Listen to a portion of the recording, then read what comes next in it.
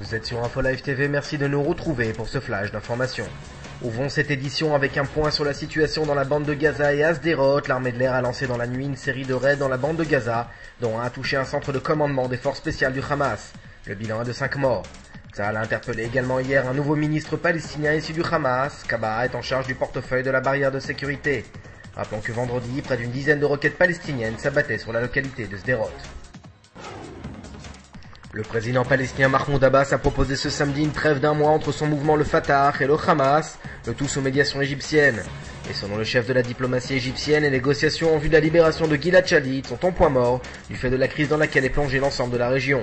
Cette information intervient quelques heures après les déclarations du Hamas selon lesquelles la libération de Shalit ne serait plus à l'ordre du jour. Au Liban, les affrontements se poursuivent entre forces régulières et un mouvement terroriste palestinien. Le chef du Hezbollah, Hassan Nasrallah, a menacé de représailles le gouvernement de Beyrouth qui entend raser le camp palestinien d'où agit le groupe Fatah al-Islam. Nasrallah, dans une déclaration télévisée, a également précisé qu'il comptait financer la reconstruction du quartier chiite de Dakhia, dans le sud de Beyrouth, et qui avait été détruit pendant la seconde guerre du Liban. Dossier nucléaire iranien, Moscou a repoussé les pourparlers avec Téhéran autour de la construction d'une centrale nucléaire en Iran.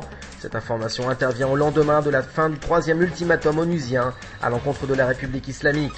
Et selon des sources officielles de l'ONU, la nébuleuse terroriste d'Al-Qaïda chercherait à obtenir l'arme nucléaire, notamment auprès du Pakistan. Et puis un mot sur l'état de santé de Sonia Peres, l'épouse du vice-premier ministre israélien. Elle serait hors de danger aujourd'hui et aurait repris connaissance ce matin à l'hôpital Tel HaShomer. Aujourd'hui, le monde entier parle d'Israël.